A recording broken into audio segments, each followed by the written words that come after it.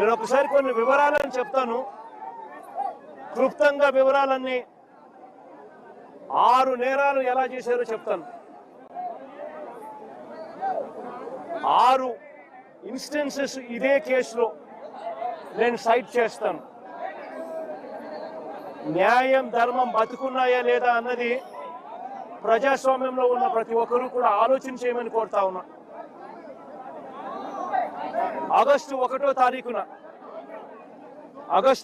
తారీఖున చిప్పగిరి మండలం నుంచి సంగాల అనే ఊరు కేవలం 6 కిలోమీటర్ల దూరంలో ఉంది. సంగాల అనే ఊరు కేవలం 5-6 కిలోమీటర్ల దూరంలో ఉంది చిప్పగిరి నుంచి. ఆ సంగాల అనే ఊరి నుంచి గిరి అనే ఒక కార్యకర్త ఇరుపాక్షన్నకు తన ఇంటి మీద దాడి జరుగుతా ఉంది అని,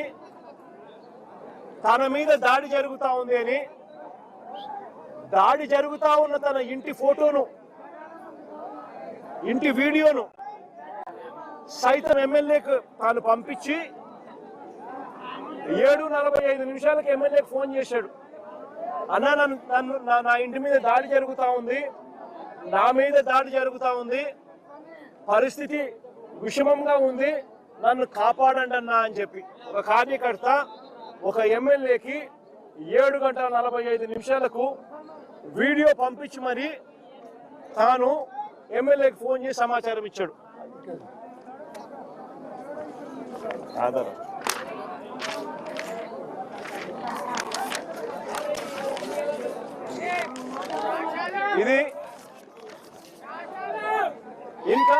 ఇది గిరి అనే కార్యకర్త ఎమ్మెల్యేకు 7:45 ఫోన్ చేసిన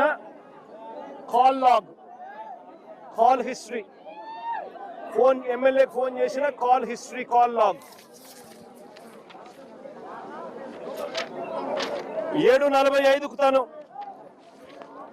ఎమ్మెల్యేకి ఫోన్ చేసి ఈ రకంగా మాట్లాడి ఫోటోను, ఇంటి మీద దాడి జరిగిన ఫోటోను, పోస్టర్ కూడా పంపించాడు.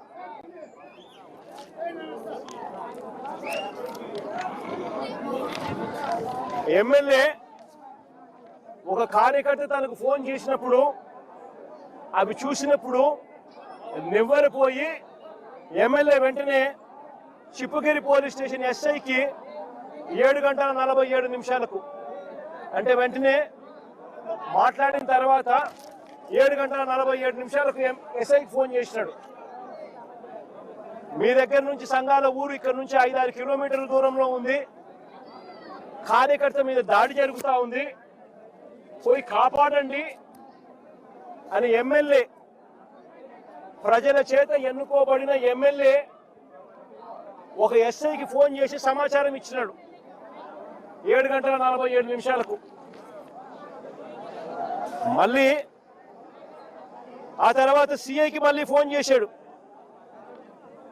సిఐకి ఫోన్ చేసిన తర్వాత సిఐ ఫోన్ చేస్తే ఫోన్ ఎత్తడంలా, ఫోన్ దొరకడంలా. మళ్ళా 8:03 సిఐకి కూడా ఫోన్ చేసి సమాచారాన్ని ఇచ్చినాడు. సిఐకి కూడా ఎమ్మెల్యే ఫోన్ చేసి ఇలా గిరి అనే కార్యకర్త మీద దాడి జరుగుతా ఉంది సంగాల అనే గ్రామంలో, వెళ్ళి కాపాడండి మీరు, నాకు గిరి ఫోన్ చేశాడు, ఫోటోలు పంపించినాడు, తన ఇంట్లో జరుగుతా ఉన్న దాడికి సంబంధించిన వివరాలు తెలియజేస్తా ఉన్నాడు, వెంటనే పోండి అని చెప్పి మళ్ళీ 8:03 సిఐ కూడా చెప్పినాడు. అయినా ఎవడు పోలా. ఒక మనిషి మీద దాడి జరుగుతా ఉందని పోలీసులకు చెప్తే ఎమ్మెల్యే లాంటోడు ఫోన్ చేసి చెప్పినా కూడా దిక్కు దివాణం లేని పరిస్థితిలో ఈరోజు రాష్ట్రంలో ప్రజలు ఉన్నారు.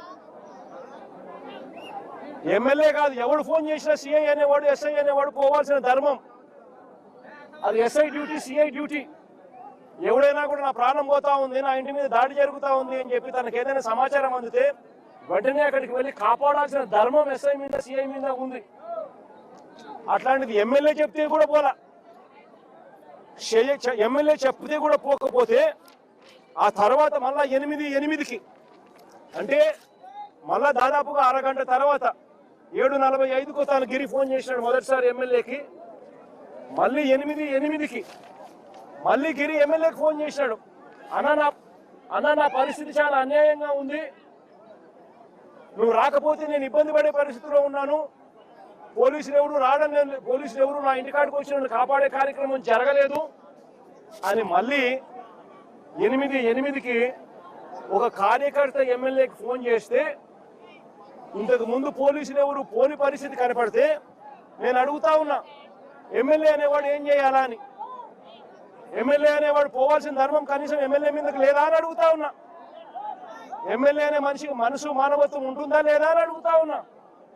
మనసు మానవత్వం ఉంది కాబట్టి పోలీసులకు చెప్పినా పోలీసులు స్పందించకపోతే ఎమ్మెల్యే మానవత్వం చూపించాడు, ఒక మనిషిగా తను రియాక్ట్ అయ్యాడు. వెంటనే ఎమ్మెల్యే ఆ గ్రామానికి పోయాడు, ఆ సంఘాలనే గ్రామానికి ఎమ్మెల్యే పోయాడు కార్యకర్తను కాపాడుకునే దానికోసం.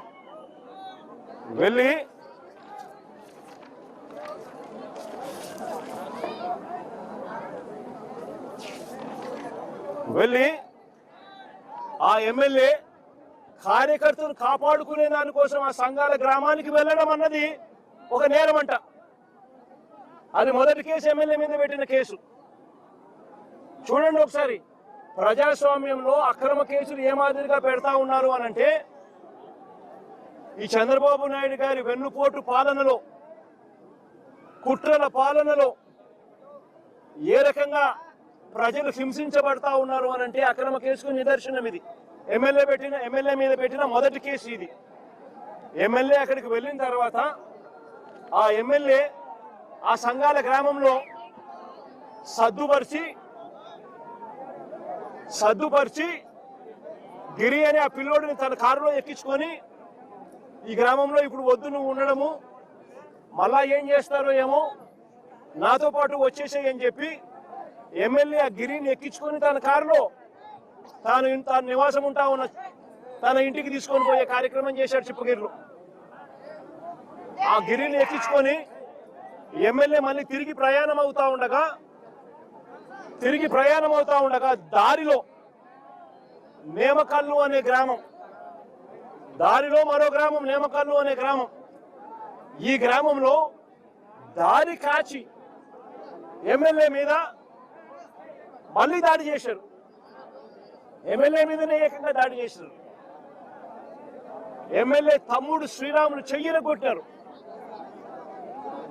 ఎమ్మెల్యే తమ్ముడు శ్రీరాములు చెయ్యి విరిగిపోయింది. విరిగిపోవడమే కాకుండా ఇంకా అన్యాయమైన పని ఏం చేశారో తెలుసా? ఇంకా అన్యాయమైన పని ఏమిటంటే ఈ నేరాన్ని కప్పిపుచ్చుకునే దానికోసం శ్రీరాములు ఎక్స్రే రిపోర్ట్, ఎమ్మెల్యే తమ్ముడు చెయ్యి విరిగిన ఎక్స్రే రిపోర్టు, ఎమ్మెల్యే మీద దాడి చేసి నేమకల్లు గ్రామంలో తిరిగి వస్తా ఉండగా దారిలో ఉన్న నేమకల్లు అనే గ్రామంలో ఎమ్మెల్యే మీద దాడి చేసి ఎమ్మెల్యే తమ్ముడిని చెయ్యి కొట్టిన రిపోర్ట్ ఇది.